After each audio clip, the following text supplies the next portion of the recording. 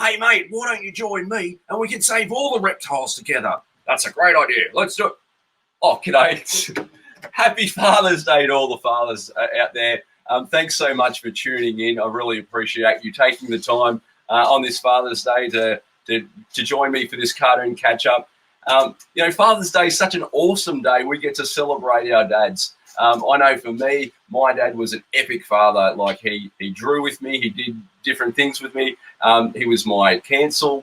When I wanted to chat about something, he was always there for me and gave me wise advice. He was an ideas man. I've got one of his ideas right here. This is what's called a pen holder. I remember spending all day in the city at a patent office. He was trying to get the patent so no one would copy this idea. He thought it was a revolutionary idea. So I like to think that my ideas stem from my father. So I'm thankful for that. I'm so incredibly blessed to be surrounded by amazing fathers. I look at my brother Daniel with his kids and the relationship he has with his kids. It's just epic. They're beautiful kids and he's doing an amazing job. I'm blessed to have amazing friends that are fantastic fathers. There's one in particular that I never thought, being not a very overly child person, he's become a father to two incredible kids and he's just doing an epic job.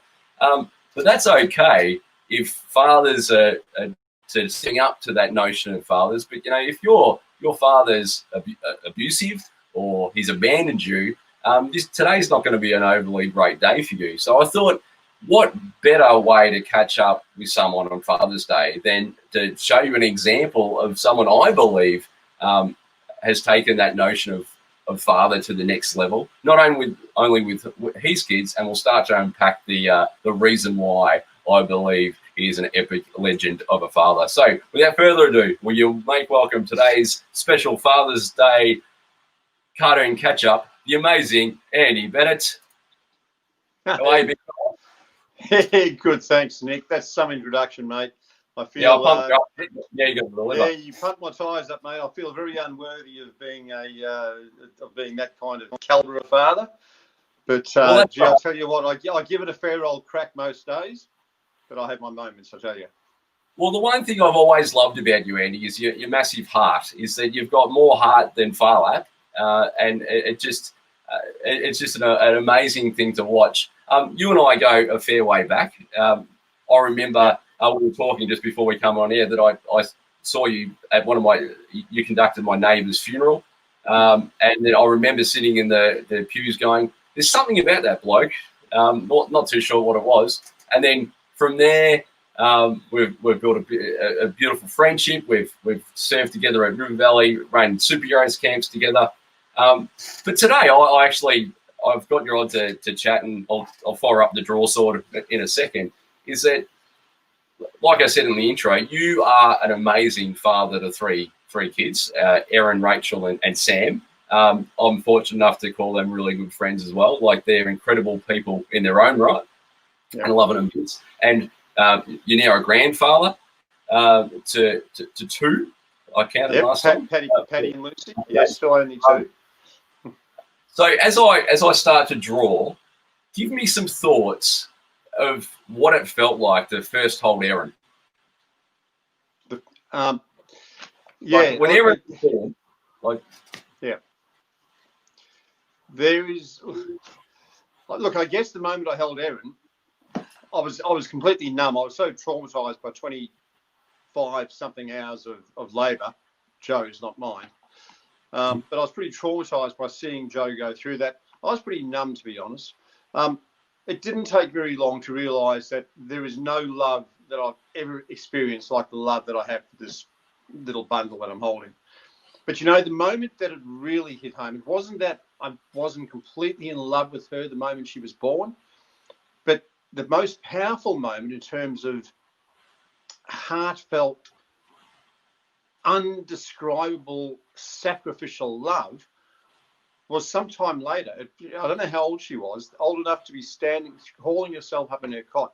When I went in one morning because she was crying, and she looked up and her little arms were reaching up towards me. It was that moment that everything just dissolved and melted in me.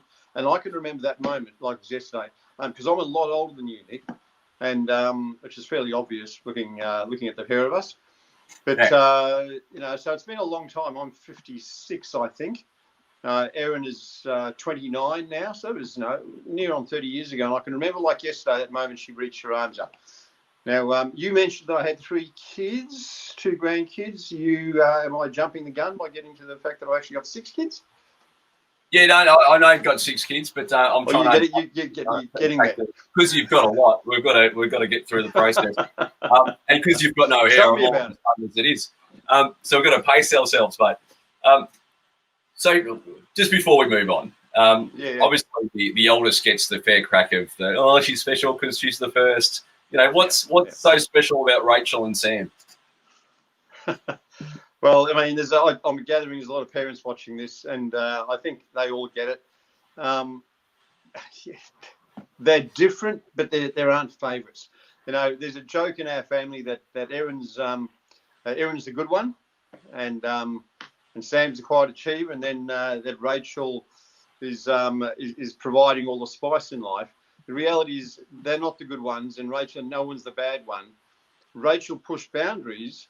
Rachel is passionate and feisty. By the way, as they've all turned into adults, they're all passionate about incredible causes, and my pride for them is just knows no bounds. But as a little one, as a toddler, it was Rachel who pushed boundaries and tested us and caused us to find new ways to express that love for her. She was hard from a parenting point of view. She was hard, but I'll tell you what, mate, has she become a cracker of an adult. And, there's a moment that I treasure all my life when I just had this deep realization that Rachel, and I think dads watching this, you have to be parents before you're friends with your kids. Friendship with your kids will come. Be a father first. But there was this moment, Rachel was, a young teenager, where it just hit me that she is just like my best mate. And so Rachel and I are very, very close mates. There's certain jokes that I can only tell Rachel. I won't tell the others. If you're watching, Erin and Sam, sorry about that. But, it's complicated. And Sam, well, I just want to be like Sam when I grow up. Sam's 24 now, and he is just a way better version, well, dare I say it, of me in some ways. He's his mum as well. He's just a better version. I'm in awe of him. I just want to be like Sam when I grow up. And what I've always loved about you as well, Andy, is that when you're a pastor of River Valley Church, is that I remember that you came across to my house in Woori. We were organising something for superheroes and whatnot. And I think your phone went off about 40 million times of people wanting you for something. But all you wanted to do was go for a bike ride with your daughter, Rachel. And then good memory, mate. Yeah, you were moving heaven and earth, literally, to get on the bike and to be with your daughter. But that there's that notion when you're serving is that if you're there, if you're somewhere, you're not there. If that makes sense. Yeah. Because Rachel turned 26 last week. That you've got an amazing memory, mate. That day when we came to your place to organise superhero stuff, and we rode from Warby to your place, and we rode there with Rachel because she was in grade 6 at the time. She was training for the Great Victorian Bike Ride. She ended up doing the Great Victorian Bike Ride, her and 7 other pre-adolescent boys, just her and the boys, and a couple of teachers. Rode from Mildura to Melbourne, I think it was, or Echuca to Melbourne. It was a mammoth ride at grade 6. And wow. And yeah, you're quite right. I just wanted to get on the bike and just keep on riding her so she could get those miles up on her legs. And like I saw firsthand the toll that being a pastor had on you, but like the one thing that gave you the joy and the strength to keep going on was that drive and dedication to your kids and that massive heart that you had for them. So I guess I'm painting a picture of that. Yeah. And then also I've seen you take that notion of fatherhood to the kids that you've dealt with, whether it be at River Valley, but more so for me at Superheroes Camp, is that, that bedtime story that you'd give the kids, the relationships you'd already had with the kids coming into, mainly for Milwarra when you're primary in East Warby, the relationships you had with them and the bonds that you formed with them, that if you told them something, they would just lap it up and listen to it. And you took that notion of father to the community. which I thought was beautiful. So, you can name names, I guess, but there's kids in our community that I look on, and when I see them in the street, I just adore them. Like you get you get a kick in your step. I totally get it. Yep. Totally get it. It's so true. There's movement at the station. One of the legends in the household. Yeah. It's so true, Nick, and we so underestimate the power that we have when we're working with young people. You're aware of the fact that after 20 years of full-time sort of church, very, very hands-on, gritty church ministry, after 20 years of doing that, I took a break and I drove for a bus company, for Martyrs, for 3 years. And one night doing a track run, so it's route service, a bunch of fairly intoxicated young men jumped on the bus at Woori Alex, surprisingly. Yeah. And one of them says, Andy, mate, how you going? And I, to be honest, I didn't know if he's watching. I'm sorry, mate. I didn't know who he was because we work with them when they're somewhere between 5 and 13. And they end up getting beards. Yeah, that's right. They grow to these strapping young men, and they recognise you because you haven't changed much. But boy, they sure have. And anyway, we got chatting, and he was pretty tanked. We got to the Lilydale station, and he insisted that I get off the bus to give him a hug.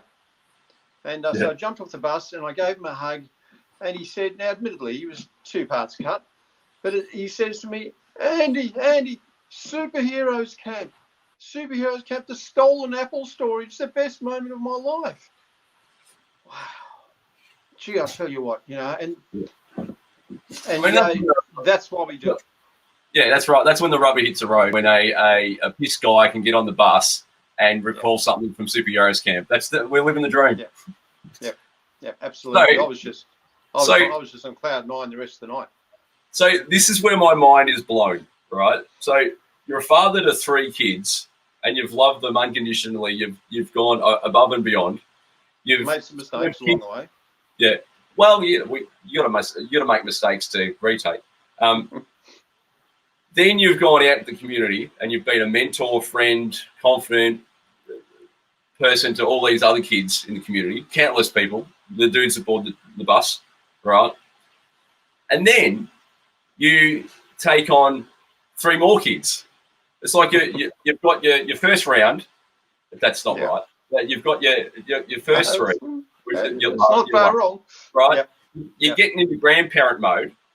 And I'll just share a quick story. The day that you told me that you were going to take on 3 kids, you'd been calling me saying, Nick, I want to catch up.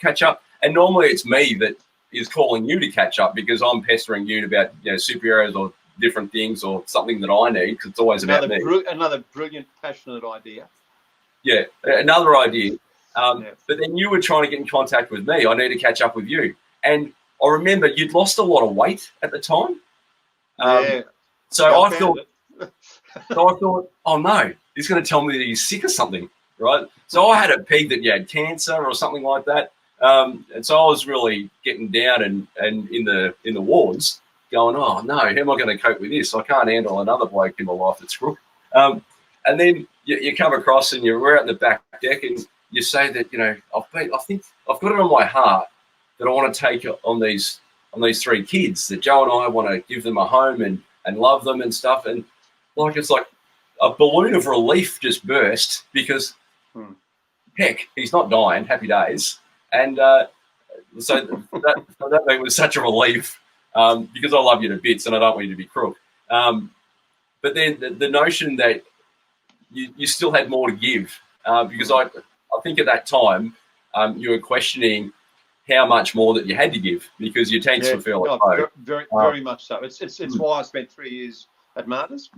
I had planned to spend more at Martyrs, but that's why just after 10 years of school teaching, 20 years of full-time ministry, or 21 years almost, I was pretty cooked.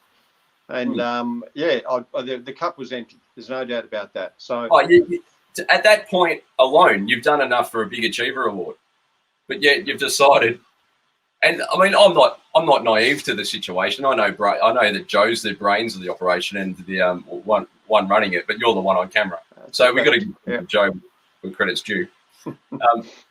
So take me through that. You know, the notion of taking on. I mean, what were the ages at the time of the kids that you were taking on? So that was 2.5 years ago that these three guys came to be part of our family.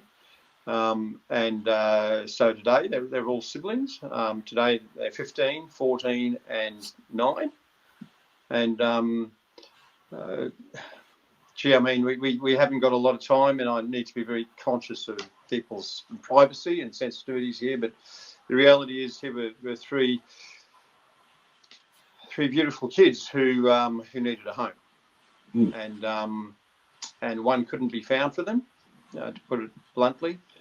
And God knocked on our door, and Joe and I threw up a lot of excuses as to why we shouldn't do it. We were too old. God said, I've never heard that one before. And Joe's got a few health struggles, and God said, I'm bigger than that. And there were so many excuses. You know, I was cooked, done my bit, all those things. And I kind of felt like I was looking forward to a sort of season of selfish ambition. And look, the God that you and I follow, mate, doesn't actually think much of selfish ambition, to be honest. No. And but he thinks a lot of compassion. He thinks a lot of mercy. And this was about mercy at the end of the day.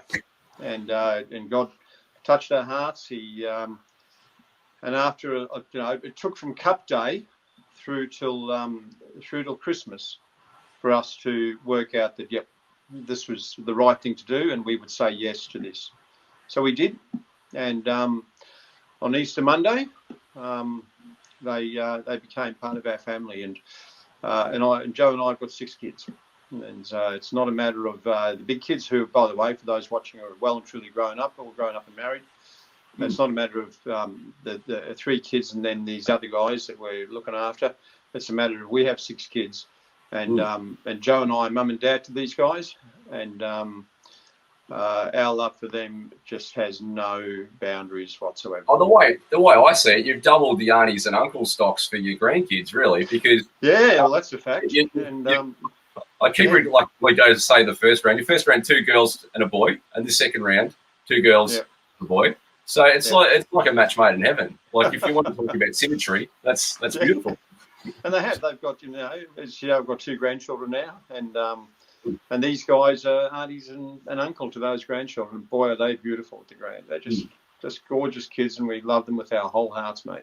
And I just love how God connects us all together. Like, you'd think if God wanted me on board, he'd have one of those kids that loves to draw.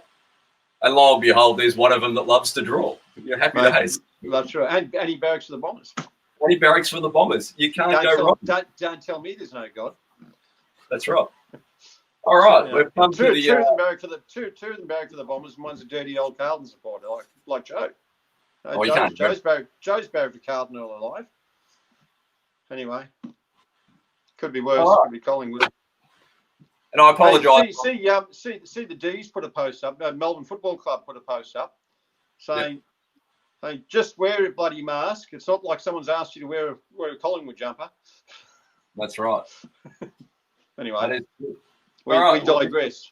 Big reveal. Oh, you done now, mate. Before you do, this can't be that difficult.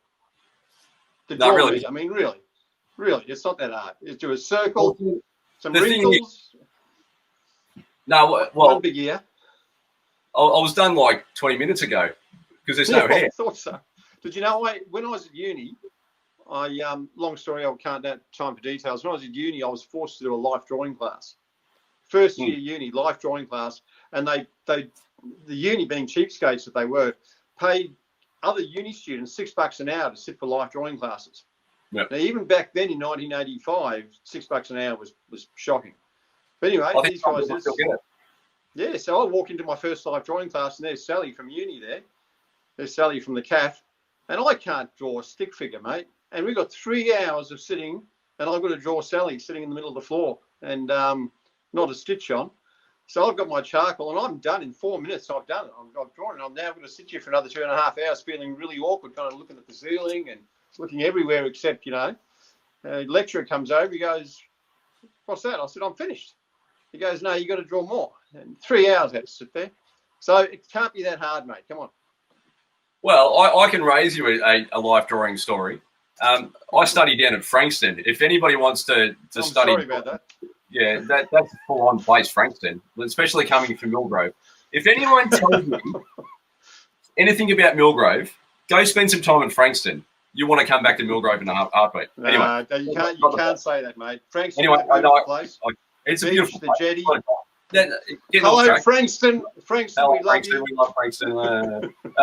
Yeah, so I had to draw a naked male, right? So that's never good to begin with, right? And his pose, my easel was behind him, and he bent over to touch his toes. So I'll imagine the angle that I got. So I just drew a massive circle, to be But honest. you went to Upper Yarra Secondary College, mate. These things were drawn all the time around there. Great school up here at Secondary College. Correct. Shout out to Upper Yarra. Yeah. Anyway, And we digress. This is Father's Day, by the way. That's Father's Come on, Day. let's have a look. Here we have the epic Andy That's Bennett. great. I've got the CFA logo and a Millgrove sign in the background. Fantastic, mate. Yeah. That's you got my big ears. Big ears, and one's crooked. Yep. Yep. What do you mean? What do you mean, crooked nose? I mean, not straight. No, that's a ripper, mate. Thank you very much. It was good fun. I'm very honoured. Yeah, there's your Father's Day present.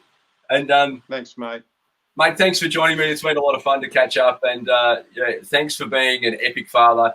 And just to all the fathers out there, if you think, oh, I don't stack up to Andy Bennett, you know, it's not about stacking up to anyone. It's about just loving your kids and doing the best you can and having a crack at the end of the day.